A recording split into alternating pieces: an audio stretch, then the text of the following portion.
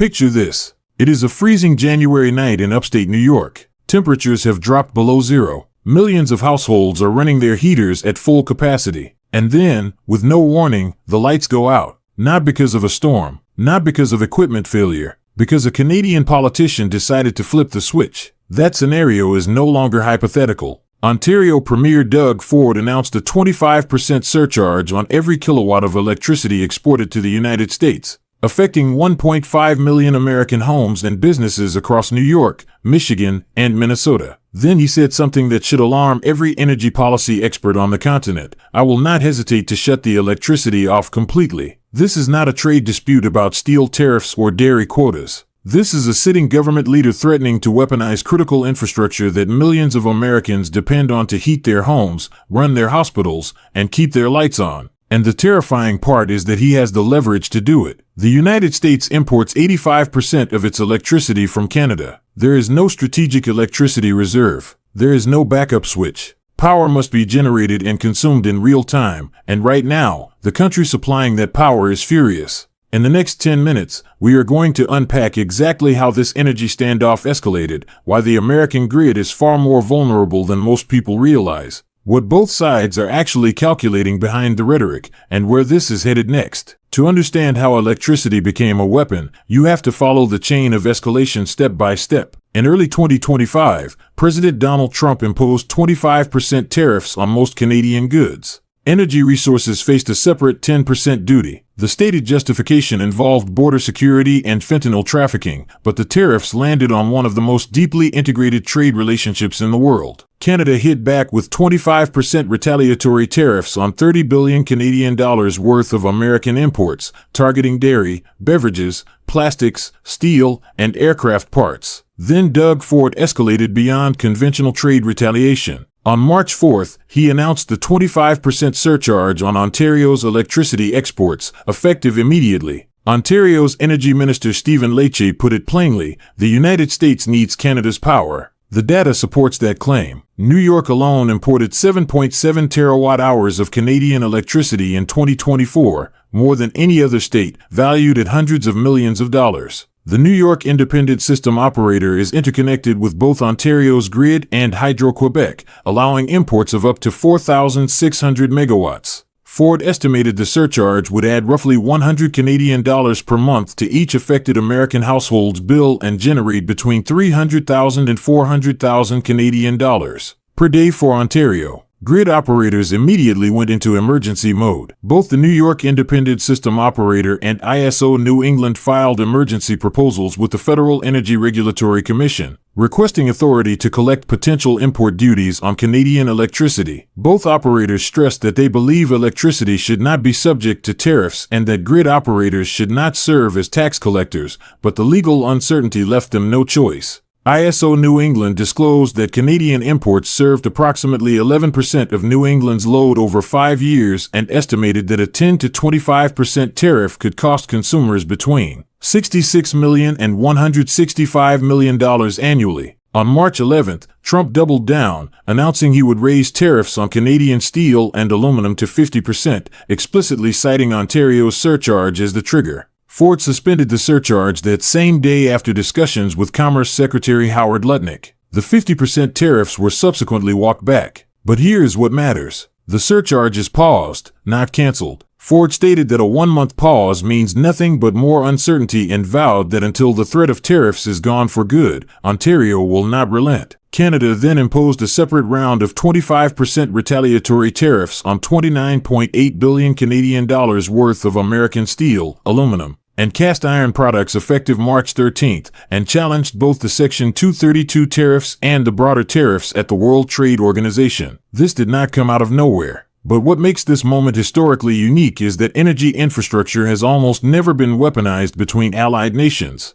The closest parallel is the 1973 Arab oil embargo, when OPEC nations cut petroleum exports to the United States over its support for Israel. That crisis reshaped American energy policy for a generation. It drove the creation of the Strategic Petroleum Reserve, accelerated domestic production, and fundamentally changed how Washington thinks about energy security. But there is a critical difference. Oil can be stockpiled. Electricity cannot. There is no strategic electricity reserve sitting in underground caverns. Power must be generated and consumed in the same moment, which means any disruption in supply is felt immediately. The second relevant precedent is the 2021 Texas grid crisis, when extreme winter weather overwhelmed an isolated grid that lacked interconnection with neighboring systems. Over 200 people died and the state suffered an estimated $195 billion in damage. Texas demonstrated in catastrophic terms what happens when grid reliability fails. The third and most directly comparable case is the Russia-Ukraine gas disputes of 2006 and 2009, when Russia cut natural gas supplies to Ukraine and, by extension, to much of Western Europe. Those crises exposed how energy dependence creates political vulnerability and accelerated Europe's decades-long effort to diversify its energy sources.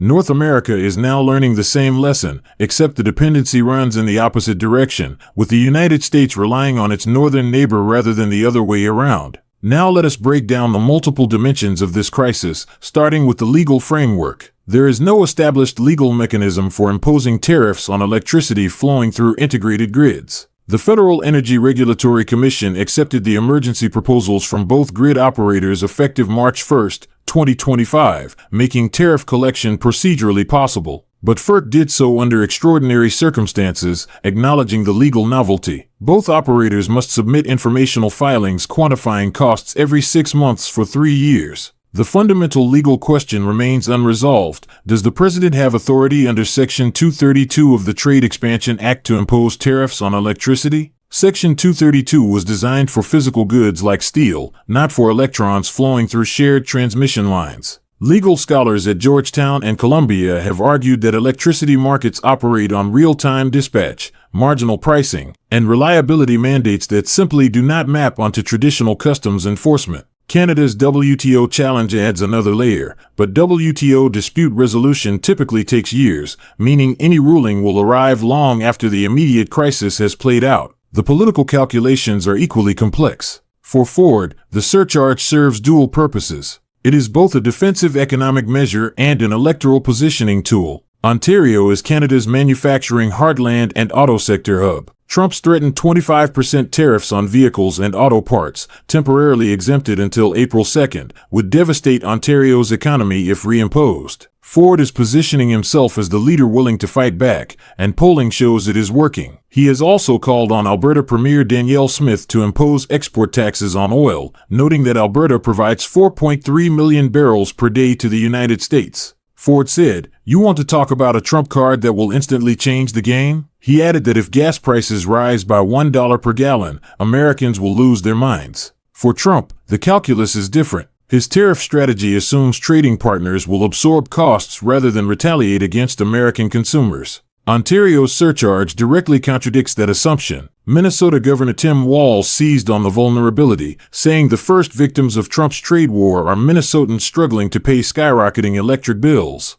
Energy costs are among the most politically toxic consumer expenses because they are unavoidable, visible on every monthly bill, and disproportionately burden lower-income households. The economic impact requires separating headline rhetoric from actual exposure. Ford's claim that 1.5 million Americans are affected is broadly accurate, but the pain is distributed unevenly. Michigan officials indicated that most of the state's electricity comes from in-state utilities or long-term contracts, limiting direct surcharge impact. Minnesota Power purchased only about $300,000 worth of Ontario electricity in 2024, and only during 4 months. The real pressure falls on New York, but indirect effects multiply the damage. Ontario's electricity is frequently resold through regional wholesale markets. When border prices jump 25%, that increase ripples outward. Wholesale electricity markets operate on marginal cost pricing, meaning the most expensive generator needed to meet demand sets the price for everyone. When cheap Canadian hydropower becomes 25% more expensive or disappears entirely, utilities must rely on more costly natural gas,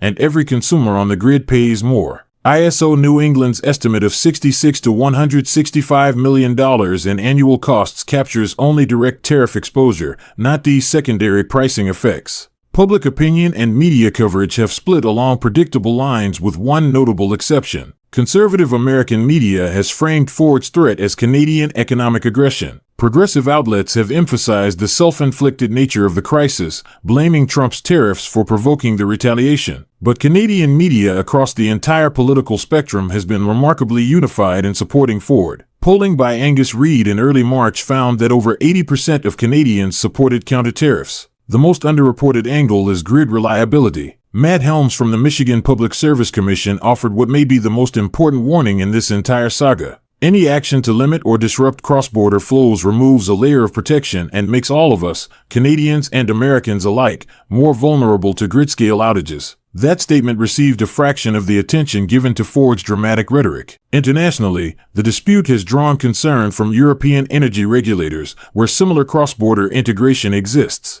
The Russia-Ukraine gas crises demonstrated that energy weaponization between interconnected nations creates damage that persists long after the immediate dispute is resolved. As Europe is still spending hundreds of billions to reduce its dependence on Russian energy a decade later, the stakeholder landscape reveals how many actors are trapped by forces beyond their control. Grid operators like NYISO and ISO New England are caught between federal tariff mandates and their reliability obligations. They cannot refuse to implement tariffs if directed, but they cannot allow the grid to fail either. Utilities serving border regions face the same impossible bind. Ford operates under the constraint that Ontario's economy depends on American trade far more than the reverse, meaning prolonged escalation hurts Ontario disproportionately. Trump faces the constraint that visible energy price increases erode his political standing, particularly in swing states. Quebec Premier François Legault has signaled he is considering similar surcharges on electricity exports. If Quebec follows Ontario, the impact on New England intensifies dramatically. And at the bottom of this chain, ordinary American and Canadian consumers have virtually no agency. They cannot choose where their electricity comes from. They cannot switch providers in regulated markets. They simply absorb the costs of decisions made by political leaders pursuing objectives that have nothing to do with energy. Looking ahead, 3 scenarios define the most likely trajectories. The most probable outcome, at roughly 50% likelihood, is a cycle of episodic escalation and de-escalation. Tariffs imposed, surcharges follow, threats exchanged, pauses negotiated, uncertainty persists,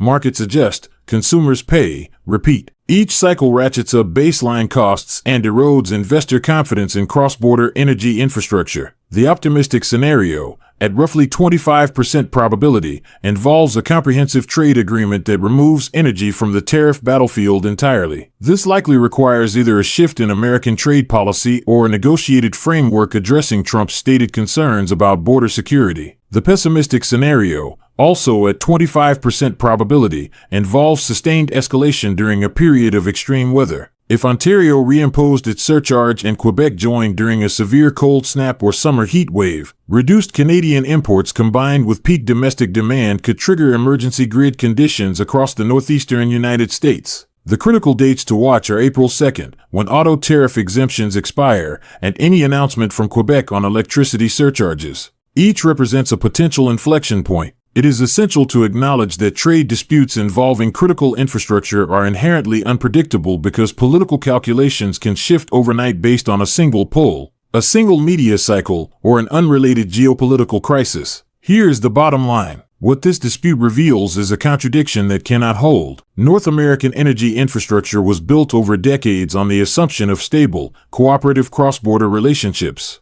Every transmission line, every grid interconnection, every market structure reflects that assumption. But political leaders have now demonstrated their willingness to treat that infrastructure as leverage in disputes that have nothing to do with energy policy. That is not sustainable. Either the integrated grid survives because leaders on both sides recognize that weaponizing electricity harms their own citizens as much as it harms the other side, or it fragments into isolated national systems that are more expensive, less reliable, and more vulnerable to exactly the kind of catastrophic failures that killed over 200 people in Texas. Doug Ford said he feels terrible for the American people who did not start this trade war. That sentiment captures the core injustice here. Citizens pay the price for political calculations they had no part in making. So here is my question for you. Should energy infrastructure ever be used as a political weapon, even in retaliation? Drop your answer in the comments. If this breakdown helped you understand what is actually happening with North American energy security, hit subscribe and share this with someone who needs to see it. Because in this trade war, the next escalation could come tomorrow, and the lights you take for granted might depend on it.